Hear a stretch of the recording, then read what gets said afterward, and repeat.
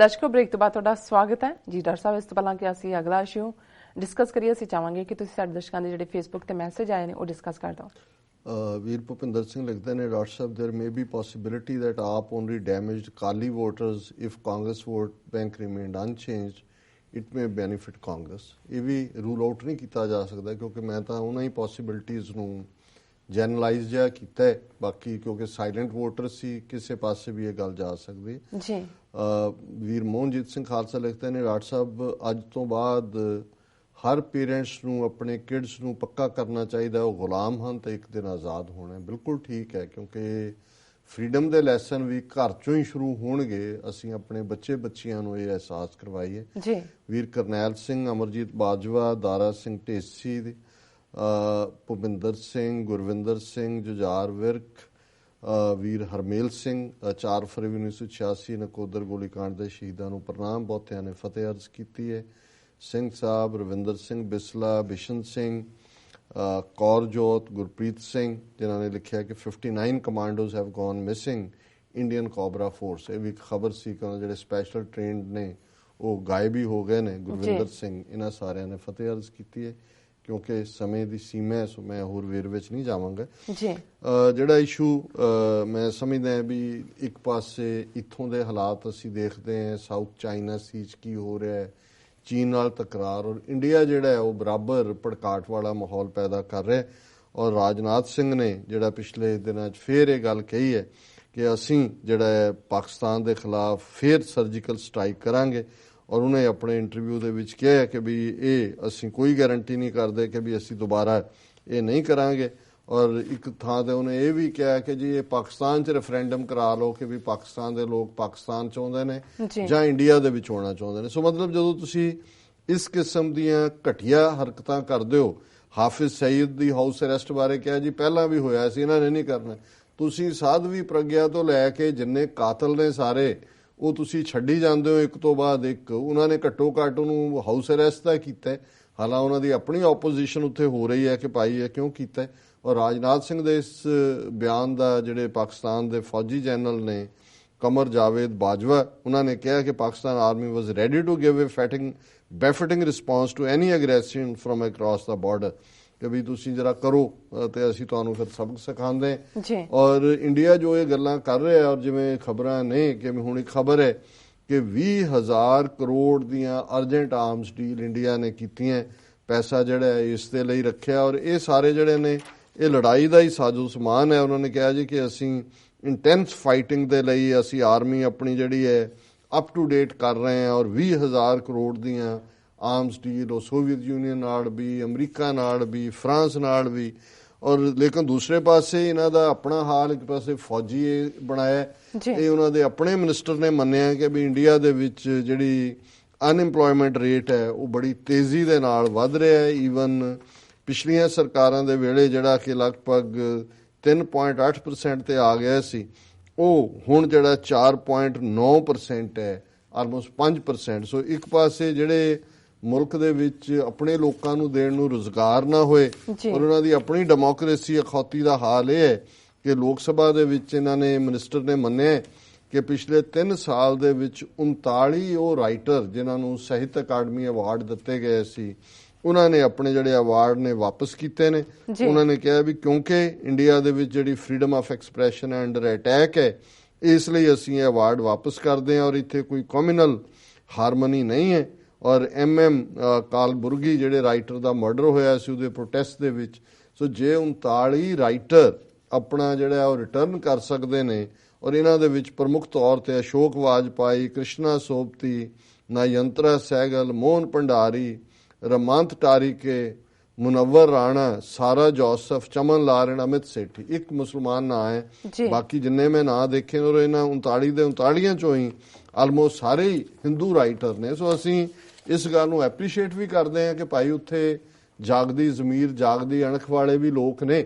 ਪਰ ਜੇ 39 ਉਹਨਾਂ ਦੀਆਂ ਇੰਨੀਆਂ ਵੱਡੀਆਂ ਲਿਟਰਰੀ ਫਿਗਰਸ ਉਹ ਛੱਡ ਰਹੀਆਂ ਨੇ, ਅਨਇੰਪਲੋਇਮੈਂਟ ਰੇਟ ਵੱਧ ਰਿਹਾ ਹੈ, ਔਰ ਇਹ ਧਮਕੀਆਂ ਦੇ ਰਹੇ ਨੇ ਜੀ ਕਿ ਅਸੀਂ ਸਰਜੀਕਲ ਸਟ੍ਰਾਈਕ ਕਰ ਦੇਵਾਂਗੇ, ਅਸੀਂ ਤੁਹਾਨੂੰ ਕੋਈ ਰਹਿਣ ਨਹੀਂ ਦਿਆਂਗੇ, ਤੁਸੀਂ ਰੈਫਰੈਂਡਮ ਕਰਾਓ, ਤੁਸੀਂ ਤਾਂ ਦੇਸ਼ ਰਹਿਣ ਦਾ ਹੱਕ ਹੀ ਨਹੀਂ ਹੈ ਤੁਹਾਨੂੰ।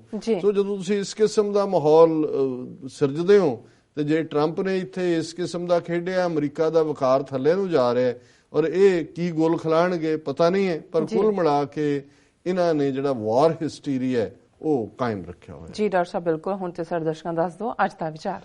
ਅੱਜ ਦੇ ਵਿਚਾਰ ਲਈ ਅਸੀਂ ਭਾਈ ਗੁਰਦਾਸ ਜੀ ਦੇ ਕਵਿਤ ਨੰਬਰ 162 ਨੂੰ ਚੁਣਿਆ ਜੀ, ਔਰ ਇਹ ਕਵਿਤ ਹੈ, ਸਾਗਰ ਮਥਤ ਜੈਸੇ ਨਿਕਸੇ ਅੰਮ੍ਰਿਤ ਬਿਖ, ਪਰ ਉਪਕਾਰ ਨਾ ਵਿਕਾਰ ਸਮਸਰ ਹੈ, ਬਿਖ ਅਚਵਤ ਹੋਤ ਰਤਨ ਵਿਨਾਸ਼ ਕਾਲ, ਅਚੈ ਅੰਮ੍ਰਿਤ ਮੂਏ ਜੀਵਤ ਅਮਰ ਹੈ, जैसे तारो तारी एक लोसट से प्रगट हुए, बंद मोख पदवी संसार बिस्तर है, तैसे ही असाध साध सन ओ मजीठ गत, गुरमत दुरमत टेबसे ना डर है। जी ਹੁਣ ਭਾਈ ਸਾਹਿਬ ਕਹਿੰਦੇ ਨੇ ਵੀ ਉਹੀ ਸਮੁੰਦਰ, ਇਹ ਕਹਾਣੀ ਹੈ 14 ਰਤਨਾਂ ਦੀ ਕਿ ਸਾਗਰ ਦਾ ਮੰਥਨ ਕੀਤਾ, ਸ਼ੇਸ਼ਨਾਗ ਦੀ ਜਿਹੜੀ ਹੈ ਉਹ ਪੂੰਛ ਤੋਂ ਲੈ ਕੇ ਉਹ ਰੱਸੀ ਬਣਾਇਆ, ਉਹਨੂੰ ਮੇਰੂ ਬਣਾਇਆ ਜੀ। ਇੱਕ ਪਾਸੇ ਦੇਵਤੇ ਸੀ, ਇੱਕ ਪਾਸੇ ਰਾਖਸ਼ ਸੀ, ਤੇ ਸਮੁੰਦਰ ਚੋਂ 14 ਰਤਨ ਨਿਕਲੇ। ਪਰ ਜਿਨ੍ਹਾਂ 2 ਰਤਨਾਂ ਦੀ ਗੱਲ ਜਿਹੜੀ ਹੈ, ਰਤਨ ਔਰ ਦੂਜਾ ਇੱਕ ਉਹਦੇ ਚੋਂ ਅੰਮ੍ਰਿਤ ਦਾ ਘੜਾ ਨਿਕਲਿਆ, ਉਹਦੇ ਲਈ ਫਿਰ ਖਿੱਚਤੂ ਹੋਈ ਕਿ ਦੇਵਤਿਆਂ ਨੇ ਪੀਣੀ ਹੈ ਕਿ ਉਹਨਾਂ ਨੇ, ਤੇ ਫਿਰ ਜ਼ਹਿਰ ਨਿਕਲਿਆ ਬਿਖ। ਔਰ ਕਹਿੰਦੇ ਨੇ ਜਦੋਂ ਜ਼ਹਿਰ ਨਿਕਲਿਆ ਔਰ ਉਹ ਸਾਰੇ ਬੇਹੋਸ਼ ਹੋਣੇ ਸ਼ੁਰੂ ਹੋ ਗਏ, ਦੇਵਤੇ ਵੀ ਰਾਖਸ਼ ਵੀ ਸਾਰੇ, ਫਿਰ ਸ਼ਿਵ ਜੀ ਨੂੰ ਤਰਸ ਆ ਗਿਆ, ਸ਼ਿਵ ਜੀ ਉਤਰੇ ਆਪਣੇ ਉਸ ਕੈਲਾਸ਼ ਪਰਬਤ ਤੋਂ ਥੱਲੇ ਤੇ ਸ਼ਿਵ ਜੀ ਪੀ ਗਏ ਸਾਰਾ ਜ਼ਹਿਰ। ਤੇ ਉਹਨੂੰ ਇਸੇ ਲਈ ਉਹਨਾਂ ਦਾ ਫਿਰ ਉਹ ਜ਼ਹਿਰ ਨਾਲ ਜਿਹੜਾ ਮੂੰਹ ਸਿਰ ਵੀ ਕਾਲਾ ਹੋ ਗਿਆ, ਨੀਲਾ ਨੀਲਕੰਠ, ਤਾਂ ਹੀ ਕਹਿੰਦੇ ਉਹਨਾਂ ਨੂੰ ਕਿ ਵੀ ਨੀਲਾ ਜਿਹੜਾ ਕੰਠ ਹੈ ਜਾਂ ਸ਼ਿਵ ਜੀ ਕਾਲੇ, ਇਸ ਲਈ ਵੀ ਜ਼ਹਿਰ ਪੀ ਗਏ। ਚਲੋ ਭਾਈ ਸਾਹਿਬ ਨੇ ਰੈਫਰ ਇਹ ਕੀਤਾ ਕਿ ਵੀ ਜਿਵੇਂ ਸਮੁੰਦਰ ਮੰਥਨ ਦੇ ਨਾਲ, ਉਹੀ ਸਮੁੰਦਰ ਹੈ, ਸਮੁੰਦਰ ਇੱਕੋ ਹੀ ਹੈ, ਉਹਦੇ ਚ ਅੰਮ੍ਰਿਤ ਵੀ ਪਿਆ, ਉਹਦੇ ਚ ਜ਼ਹਿਰ ਵੀ ਪਿਆ ਜੀ, ਬੇਸ ਇੱਕੋ ਹੀ ਹੈ। ਅੰਮ੍ਰਿਤ ਜ਼ਿੰਦਗੀ ਦਿੰਦਾ ਹੈ, ਜ਼ਹਿਰ ਜਿਹੜਾ ਹੈ ਮੌਤ ਦਿੰਦਾ ਹੈ, ਪਰ ਉਪਕਾਰ ਨਾ ਵਿਕਾਰ ਸਮਸਰ ਹੈ, ਕਿ ਵੀ ਹੁਣ ਉਹ ਅੰਮ੍ਰਿਤ ਦੀ ਗੁੱਡਨੈਸ ਹੈ ਜਾਂ ਪੋਇਜ਼ਨ ਦਾ ਹਾਰਮ ਹੈ, ਇਹ ਦੋਨੋਂ ਹੀ ਵੱਖਰੋ ਵੱਖਰੇ ਗੁਣਾਂ ਵਾਲੀਆਂ ਚੀਜ਼ਾਂ ਨੇ। ਇੱਕ ਜੀਵਨ ਦੇਣ ਵਾਲਾ, ਇੱਕ ਮਰਨ ਵਾਲਾ, ਪਰ ਪਏ ਦੋਨੋਂ ਹੀ ਸਮੁੰਦਰ ਚ ਨੇ। ਇਸੇ ਤਰ੍ਹਾਂ ਬਿਖ ਅਚਵਤ ਹੋਤ ਰਤਨ ਵਿਨਾਸ਼ ਕਾਲ, ਕਿ ਜਿਹੜਾ ਪੋਇਜ਼ਨ ਹੈ ਉਹ ਜਿਊਲ ਵਰਗੀ ਲਾਈਫ ਦਾ ਐਂਡ ਕਰ ਦਿੰਦਾ ਹੈ, ਔਰ ਜਿਹੜਾ ਅੰਮ੍ਰਿਤ ਹੈ, ਅਚੈ ਅੰਮ੍ਰਿਤ ਮੂਏ ਜੀਵਤ ਅਮਰ ਹੈ, ਕਿ ਵੀ ਅੰਮ੍ਰਿਤ ਮੋਰਿਆਂ ਨੂੰ ਜ਼ਿੰਦਗੀ ਦਿੰਦਾ ਹੈ, ਪਰ ਪਈਆਂ ਦੋਨੋਂ ਚੀਜ਼ਾਂ ਸਮੁੰਦਰ 'ਚ ਨੇ। ਇਸੇ ਤਰ੍ਹਾਂ ਜੈਸੇ ਤਾਰੋ ਤਾਰੀ ਏਕ ਲੋਸਟ ਸਹਿ ਪ੍ਰਗਟ ਹੋਏ, ਤਾਰੋ ਕਹਿੰਦੇ ਨੇ ਤਾਲੇ ਨੂੰ, ਤਾਰੀ ਹੈ ਚਾਬੀ ਜੀ। ਹੁਣ ਤਾਲਾ ਵੀ ਤੇ ਚਾਬੀ ਵੀ ਦੋਨੋਂ ਹੀ ਲੋਹੇ ਦੀਆਂ ਬਣੀਆਂ ਹੋਈਆਂ, ਲੋਸਟ ਦੀਆਂ ਬਣੀਆਂ ਹੋਈਆਂ, ਇੱਕੋ ਹੀ ਮੈਟਲ ਦੀਆਂ ਨੇ। ਬੰਦ ਮੋਖ ਪਦਵੀ ਸੰਸਾਰ ਬਿਸਤਰ ਹੈ। ਹੁਣ ਜੰਦਾ ਜਿਹੜਾ ਉਹ ਗੁਲਾਮੀ ਹੈ, ਬੰਦੀ ਦਿੰਦਾ ਜੀ, ਉਹ ਤੁਹਾਨੂੰ ਕੈਦ ਕਰਦਾ, ਤੇ ਚਾਬੀ ਜਦੋਂ ਜੰਦਰੇ 'ਚ ਲੱਗਦੀ ਹੈ, ਜੰਦਰਾ ਖੋਲਦੇ, ਉਹ ਆਜ਼ਾਦੀ ਦਿੰਦਾ। ਹੁਣ ਦੋਨੋਂ ਚੀਜ਼ਾਂ ਲੋਹੇ ਦੀਆਂ ਬਣੀਆਂ ਹੋਈਆਂ ਨੇ, ਇੱਕ ਗੁਲਾਮੀ 'ਚ ਇੱਕ ਬੰਦੀ ਹੈ ਜਿਹੜਾ ਜੰਦਾ ਹੈ, ਤਾਰੋ ਤਾਰੀ ਇੱਕ ਚਾਬੀ ਹੈ ਜਿਹੜੀ ਉਹਨੂੰ ਕਰਦੀ ਹੈ, ਜਿਵੇਂ ਬਿਖ ਔਰ ਅੰਮ੍ਰਿਤ ਸੀ।